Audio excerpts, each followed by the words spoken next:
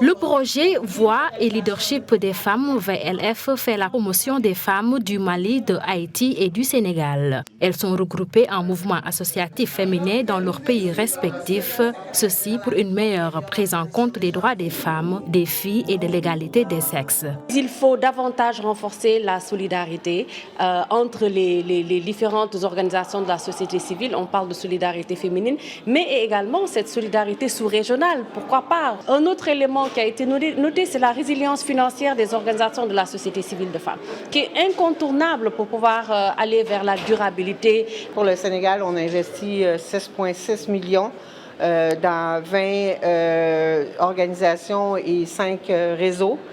C'est au-delà de 180 millions généralement à travers le monde qu'on investit dans ce programme. On croit beaucoup que l'avancement des femmes contribue à une société beaucoup plus juste, plus équilibrée, plus performante. Des panels ont été tenus sur le renforcement des mouvements associatifs féminins, la résilience des organisations des femmes, rencontres au cours desquelles elles ont exposé leurs difficultés et défis dans le but d'échanger et de partager des expériences pour une meilleure résilience.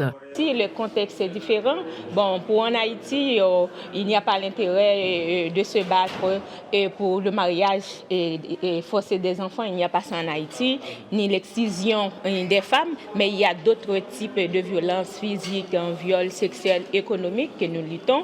Mais à travers le projet de VLF, ça nous aide beaucoup dans l'aspect de sensibilisation, de formation et le plaidoyer et pour acquérir des lois. C'est un projet qui a apporté l'accompagnement au niveau de nos structures au plan institutionnel, au plan organisationnel, pour que justement nous ayons les meilleures offres de services dans les domaines sur lesquels on travaille, notamment pour l'épanouissement de la femme et de l'enfant. Le projet Voix et leadership des femmes regroupe près de 75 organisations. Il est mis en œuvre par le Centre d'études et de coopération internationale CECI avec le financement du gouvernement du Canada.